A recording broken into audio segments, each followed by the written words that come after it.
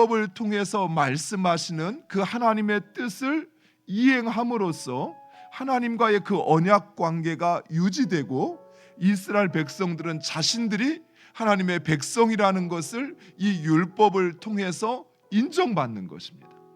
그래서 이스라엘 백성들은 그토록 율법을 중요시했고 할례를 받았던 것이에요. 우리가 오해하면 안 되는 것이 율법을 지키는 게 잘못된 게 아니에요. 할례를 받는 것이 완전히 무의미한 것이 아닙니다. 유대인들에게는 할례를 받고 율법을 지킴으로써 그들이 하나님의 백성이라 인정받는 것이, 문제는 그들이 그 율법의 핵심, 율법의 정신을 잃어버린 데 있는 것이. 그리고 하나님 역시 그 언약에 따라서 언약 백성을 사랑하고 그리고 그 관계에 신실해야 하는 의무를 하나님은 가지게 됩니다. 실제로 하나님은 이스라엘 백성들이 하나님의 그 언약을 성실히 이행하지 않음에도 불구하고, 또 하나님의 언약에 불순종하고 하나님을 배반함에도 불구하고 하나님은 이스라엘 백성들을 사랑하셨습니다. 그래서 끊임없이 참고 그리고 그들이 돌이키기를 원하셔서 선지자들을 보내셨습니다. 그 관계에 신실하셨다는 것이. 불순종했던 이스라엘 백성들이 깨닫고 돌이키면 하나님은 언제든지 그들을 용서해 주셨을 뿐만 아니라 그들의 기도를 들으시고 그들을 구원하셨습니다. 사랑하는 성도 여러분, 이처럼 우리들 역시도 하나님의 백성으로서 하나님의 그 뜻에 순종해야 합니다. 우리는 이제 새 언약에 따라 하나님의 백성이 되었다는 사실을 자부심을 갖고 인정하고 고백합니다. 그리스도인이라. 누가 물어보면 하나님의 백성이라, 하나님의 자녀가 되었다는 거, 그거 어렵지 않게 이야기합니다.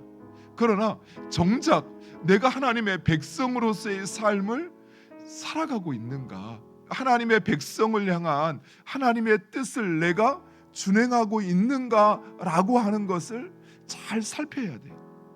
예수님은 율법을 폐하러 오신 것이 아니라 완성하러 오셨다고 하셨어요. 즉 예수님은 그 율법을 이루신 것입니다. 이처럼 율법이 우리에게 말씀하는 핵심적인 가치, 핵심적인 정신이 있죠. 그것은 바로 전심으로 하나님을 사랑하고 그와 같이 내 이웃을 내 몸처럼 사랑하는 것입니다.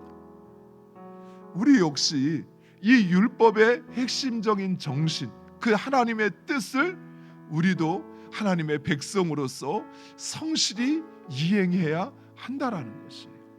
하나님은 이스라엘 백성들과 맺은 이 옛 언약을 통해서 이스라엘 백성들이 하나님의 백성으로 살아가기를 원하셨어요. 그러나 그들은 끊임없이 오히려 그 언약에 위배되어지는 삶을 살았던 것입니다. 그래서 인간은 오히려 율법으로 말미암아 스스로 정죄 당하고 하나님의 진노 아래 놓이게 되었던 것입니다. 하지만 하나님은 인간을 사랑하셔서 인간을 그 멸망 가운데 내버려 둘 수 없었습니다. 그래서 인간을 구원하시길 원하시는 하나님은 이제 새 언약을 맺으시는데, 예수님과 하나님이 이 언약의 당사자로서 예수님이 십자가에서 죽으심으로 이 언약을 이행하셨어요. 그래서 이 언약은 예수 그리스도를 통해서 성취된 것입니다. 다만 우리는 그 혜택을 누리는 것이에요. 그래서 우리가 마음으로 믿어 입으로 시인할 때 하나님은 우리를 의롭다, 죄 없다 선언하시어서 그 하나님의 심판인 사망과 멸망으로부터 우리를 구원하셔서 새 생명, 영원한 생명으로 살게 하신 것입니다. 입으로 예수가 우리의 구원자이십니다, 시인하고 믿기만 하면 구원받는데 이것이 그토록 힘들다는 것이. 왜 그럴까요?